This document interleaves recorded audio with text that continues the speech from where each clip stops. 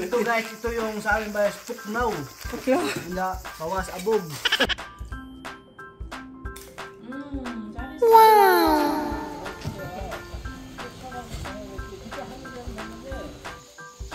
Dakil kayo, dakil oh. Oh, dako.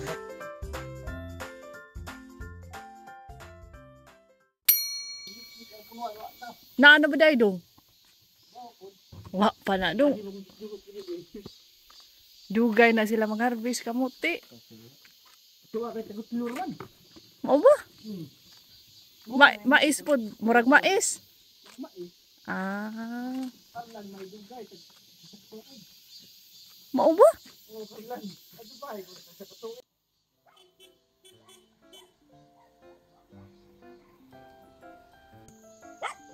Namali makadong. Namali kasi nina.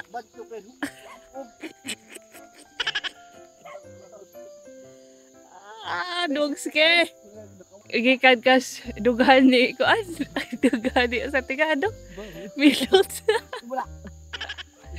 Milot ilot. Ilot di ay. Milot. Imo na. Harvest guys, harvest. Mura masalding na muko. Harvesting tayo na. Pagbrana di. Dako naman guys. Nakutoy nila di.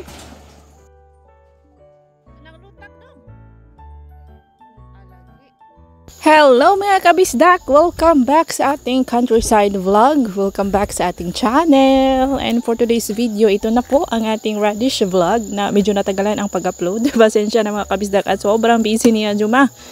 Wala na, natutulog na ako sa gabi. Wala na, grabe nakapagod ang aking katawang lupa. Hindi na ako maka-edit. But thank you pa rin sa lahat na naghihintay sa ating radish vlog. Thank you so much mga kabisdak. So ito na siya. Magkuha ko kutsilyo. Si DE ay nag-grass cutter dito sa daanan ng aming truck papunta sa aming radish farm na radish farm / damuhan. Babalik ako sa bahay para magkuha ng kutsilyo pamputol sa dahon ng radish at gloves. Gloves para sa ating mga boys. Ay, ang init na mga kabisdak. Ano na mainit, tas maliwanag. Last week, mainit lang, hindi maliwanag, makulimlim. Ngayon ay super liwanag, doble yung init ngayon. Itong radish farm natin hindi na dinamuhan kasi nga harvest, soon to be harvested naman yung mga radish kaya hindi na, sabi ni Daddy Insoy, no need na daw damuhan. Kaya ito siya, kung tingnan nyo, hindi mo na makikita yung mga radish. Tatanan pa.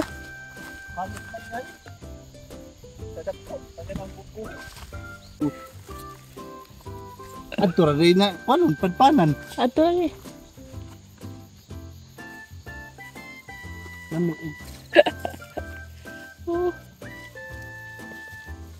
Gani kada ko pwede. Pwede na siguro. Kana! Grabe na doon. Patay na rin.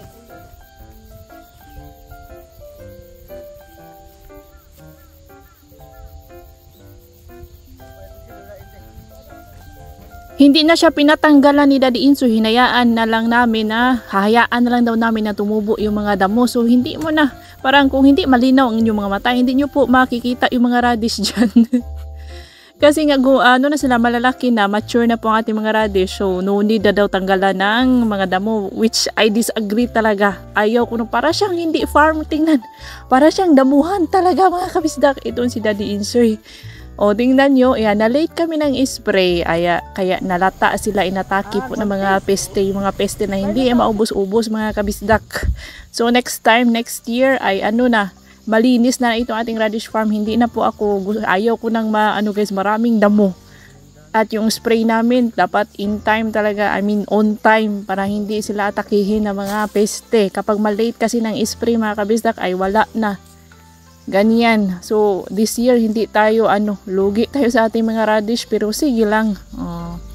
At least ngayon, alam na namin, may mga experience na kami sa pag-grow ng radish. So, next year, ay maganda, malinis, at makinis. At madami na tayong benta next year. So, this year is, palang trial lang to mga kabisdak, no? ate.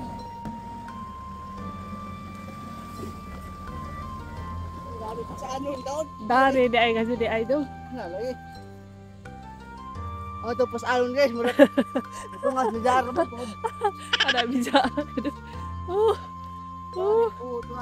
Ara luod dyan sa liglig ko do. Ang ginawa po namin dito is yung quarter na area ng field ay tinamna namin ng first batch ng mga radish. Then sa second week, yung second naman, yung half naman, second quarter na part. Then sa third week, yung pangatlo. And then yung last batch ay yung sa ano, yung pang 1/4 na area para kapag harvest time mga kabisdak, may madadaanan. Unahin namin yung nasa gilid na kalsada para may madaanan ng ating truck pasulod sa farm. Damat Olympic ni mga kabisdak. Mga ni kwas. Kuan dong itu di dari Korea. No, ano ba ikaw? Basta madyo may muna. Madyo may muna. Pildi na. Wala nang tulaka. Basta tutulak. Eto si Saldi at si Dudong, parang hindi man sila napapagod mga kabisdak. May time pa sila, may energy pa sila para maglaro ng damat. O, kung hindi damat ang lalaro, ano, yung cards.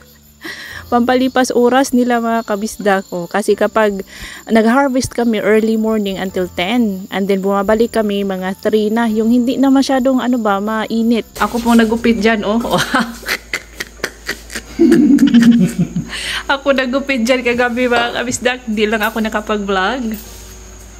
Story po sa Nimbi na ito na hindi ma-let go ni Daddy Insoy. College student pa siya. Yan na po ang kanyang ginagamit. Kaya sentimental po ito na gamit. Hindi po niya itatapon talaga kahit ganyan na yung itsura. Tingnan nyo yung matching lid nito, yung lid. Ito yung lid, oh, nagka-ano-ano na mga kabisdak. Nagkalumping-lumping na. Oh. Maano yan si Daddy Insoy sa bagay kapag ano, may value sa kanya, ikikip niya talaga yan. Hindi niya po itatapon. Nagbigay si ano, Hubog Boy kahapon ng 5 packs ng ganito. O, DJ? Yan, Phoebe. Vietnam na ano brand.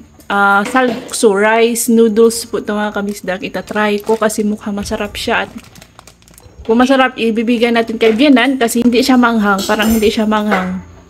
Si Bianan kasi hindi na pwedeng, hindi na siya nakakain ng manghang na food. So, kapag masarap, bigyan natin sa kanya. Gawa po namin yung kimchi na yan last kimjang. Ibinigay namin kay Hubog Boy, tapos hiningi namin ulit kay Hubog Boy kasi naubos na yung sa amin. Di ba yung cabbage na panoorin nyo lang po, i-flash ko yung vlog number nito last year, yung kimjang namin.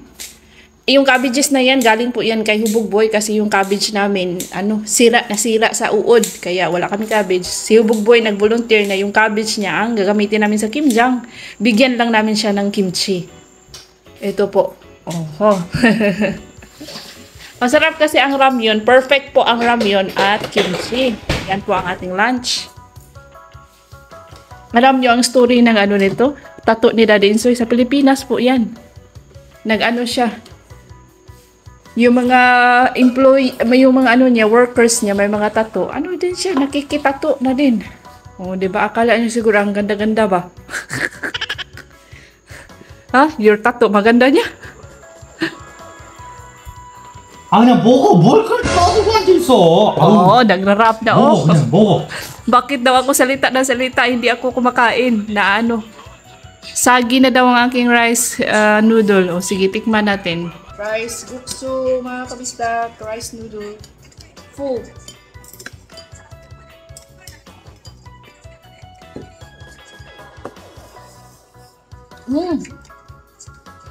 Umadyo yan eh. Bibigay natin ito kay Bianan. Hindi manghang. Masarap. Susu. Nay, I can eat halang. I can eat spicy noodles. So, umadyo. Kain mga kabisdak!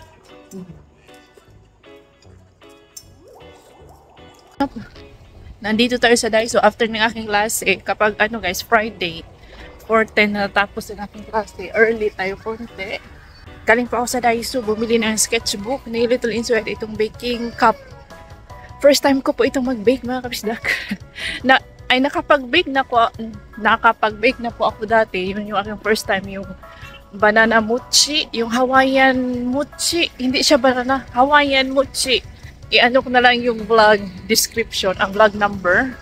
Yun yung first time ko na bake gamit ang air fryer. And then kahapon, di ba, may paayuda, tapos mayroon doong muffin mix. Gustong-gusto ni Little Insoy na lutuin namin yung muffin mix. So ito, bumili ako ng baking cup. Wala akong makitang baking pan para sa muffin, kaya I'm not sure kung pwede ba itong baking cup na lang.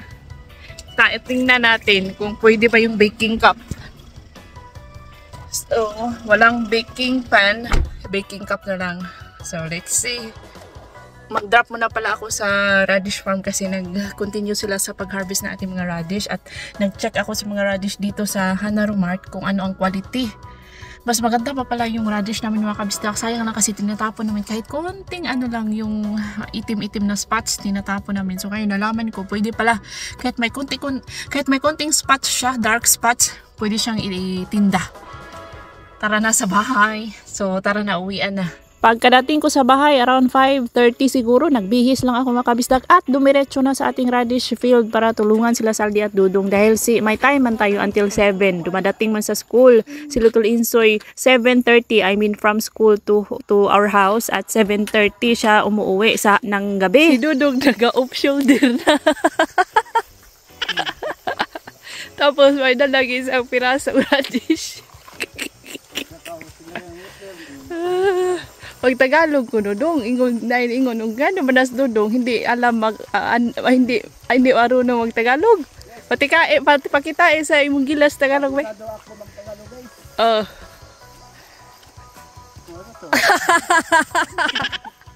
Ana bisa. Bawa ang Tagalog.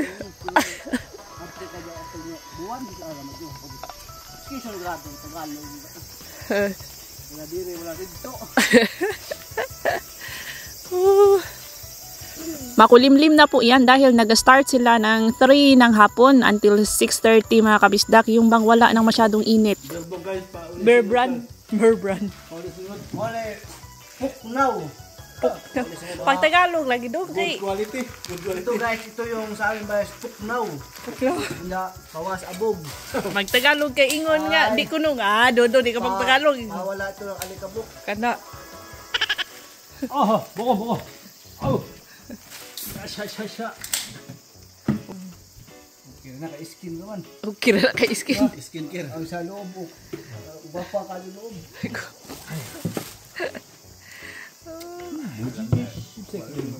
이게 내로 가시는데? Uha, medyo uha doon. Ay, uha, bakit na ako? Tagalog ba Tagalog? Yung uha ko na wala. Guys, ito. Para kanamit. Ara bisa ani Dodong Tagalog. 먹어. Tagalog busal. Nahihirapan guys, sa kalisod guys. Tagalog si Iling-ing. Lisod bitaw mo Tagalog ining Pilipino, madugay kay Ito guys, tuliyero. kwao naman ng Hab-hab yun yung makumani. Guys, dako gamay ba Dudong gagmay ba na. kuyo di ba? Sampal ba? 2 layer very high. Di ka na ang ke. 왜 잠폴 쓰는데 뭐?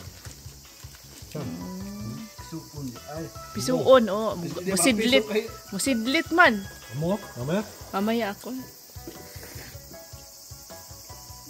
mga kabatos na pakapin. And then the next day, early morning, masyadong maaga po dumating itong delivery ng mga boxes natin. Ayan siya mga kabisdak. Hindi po yan lahat radish box. Itong green mga kabisdak, cucumber box po yan. Ito lang puti. Ito nasa pinaka dulo ng truck. Yan po ang mga radish na pinagawa ni Daddy Insoy 3 months ago na may naka-imprinta na pangalan niya as the supplier, the farmer. Ayan, i-discarga lang namin yan. Tapos mag-sorting na si Daddy Insoy dahil magdi-deliver na tayo as soon as possible sa ating mga radish para hindi siya ma-stuck ng matagal. Ito mga boxes na pinagawa namin, syempre binabayaran namin. Pero may may support ang government. Hindi 100% pero at least may suporta sila para sa amin. Yan po ang pangalan ni Daddy Insoy na naka-imprinta dyan sa box. Ayan, sinesegregate po niya. 3 klase po ang ating radish na i-deliver. Class A, Class B, Class C. Class A yung premium, Class B yung good, at yung Class C ang not so good. Ganon. Kami ni Daddy Insoy ang nag-segregate. Tumutulong ako sa kanya. Oh, siya talaga. Si Daddy Insoy talaga ang full-time na nag-segregate kasi siya man ang may mas alam sa ano yung Class A, ano yung Class B at Class C.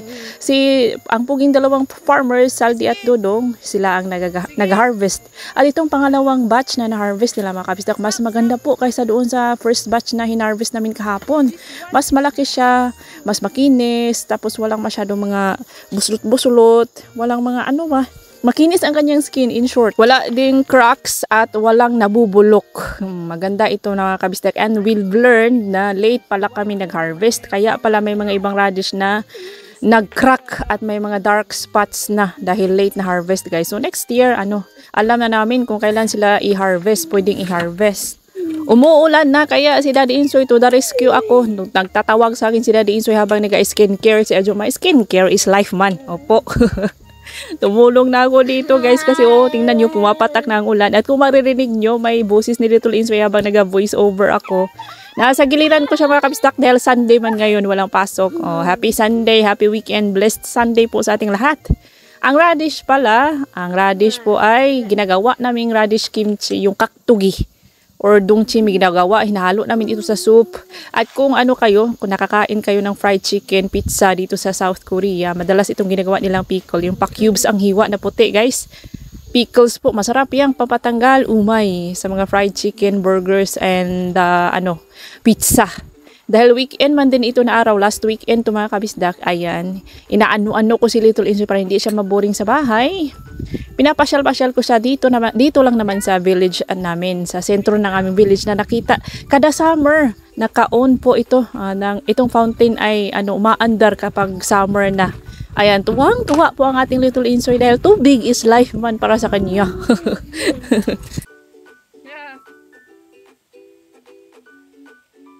난 니네 엄마도 난 이해가 안 돼. 난, I don't understand your mother. 야, 나 참. 그래, your mother은 sometimes bring your mouse, sometimes bring your bed. Dario ba, when they grow up, they also will do like that. 아이 싫어, 난 싫어. Don't bring your mouse. Dodoji. They will bring Dodoji. Mole ka mule. 야, 이렇게 따가운가 이거? Milik! Yaw! Missy! Uy, good jalan eh! Missy! 뭐야 저거?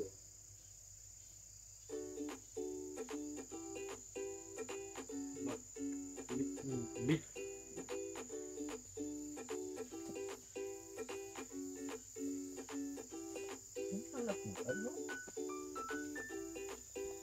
And this is it, the delivery time mga kabisdak, delivery day dyan sa May Jawol. Malapit lang ito sa sentro ng aming barangay mga kabisdak. Ayan siya, itong truck na ito may 3 stations po siya na ini-stopan niya, 3 picking point, pick up points pala. So ito yung pinaka last pick up points at 9:45 to 10 dito siya maghihintay. Ayan. Marami po kaming na-deliver na mga boxes talaga mga kabistak. Hindi ko na mabilang po. Tapos ang bigat-bigat nito kasi yung isang box may 11 to 14 pieces depende sa sizes.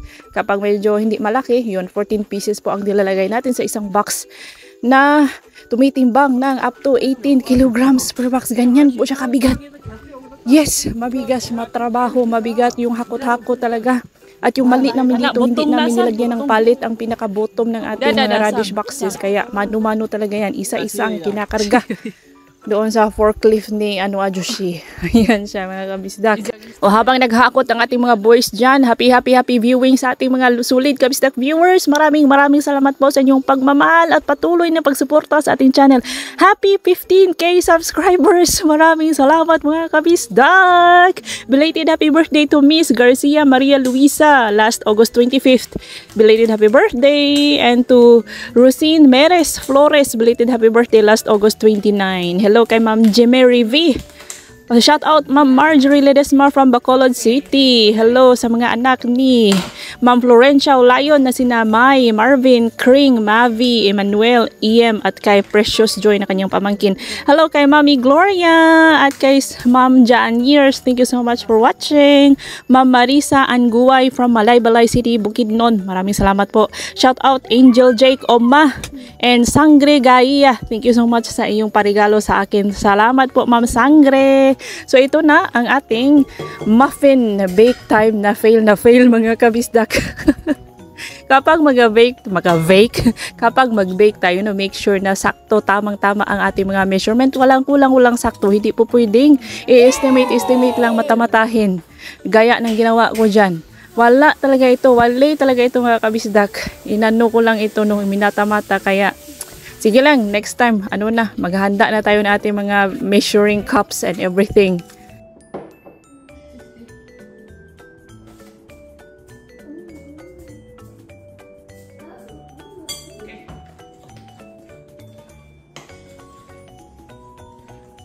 Mix. Ito.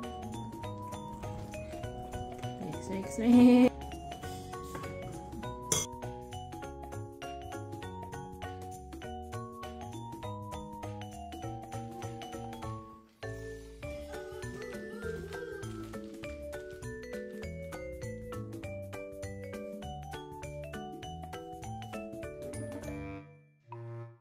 Wag niyo po akong gayahin mga kabisda, kay tinapuan maning ahoa.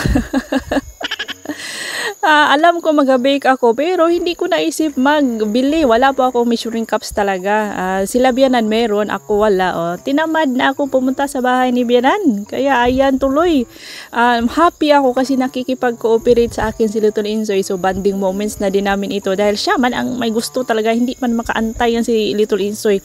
Gusto na atat kumain ng muffin. Paborito niya po talaga ang muffin. O diba? Walang measuring cups, walang baking pan, walang baking sheet, walang mixer o mano-mano pa, and then kulang pa yung estimate ko. Marami akong nalagay sa isang yung baking cup, yan. Marami po akong nalagay kaya walang space. Nung tumubo na nag-start ng mag-baking ang ating butter ay wala mga kabisdak, nag-awas-awas. Tingnan nyo mamaya. Shout out po, happy viewing sa lahat ng mga fans ni Little Insoy, especially kay Ma'am Milianes, Milianes family ng Sagbayan Mall. Maraming salamat po. Thank you so much sa inyong suporta at pagmamahal mga kabisdak. So let's go baking!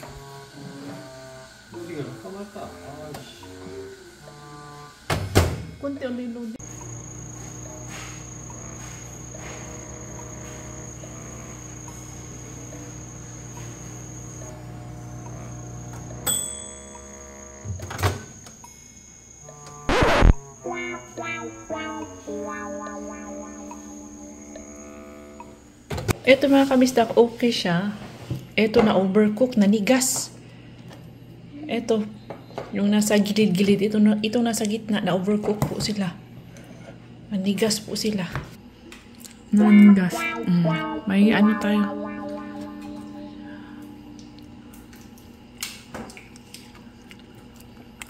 May naghihintay po tayong linisin. Naligo na po kami ni Little Insoy. So, yung lasa niya, masarap naman. Tama lang yung timpla, pero yung pagkaluto nga, hindi ako guys. Hindi po tama yung aking way ng pagluto. So, comment na lang kayo kung anong kamalian ko dyan. O, syempre, yung measurement natin, dapat exact talaga kapag nagbe-bake tayo. Yung measurement talaga mga kabisdak, number 1 na sundin. So, yun yung mali ko. And that's all for today's video. Thank you so much for watching. See you on my next vlog. Ingat lahat. Ayan, nagustuhan po ni Little Insoy. May pa siya kanina. Medyo saya.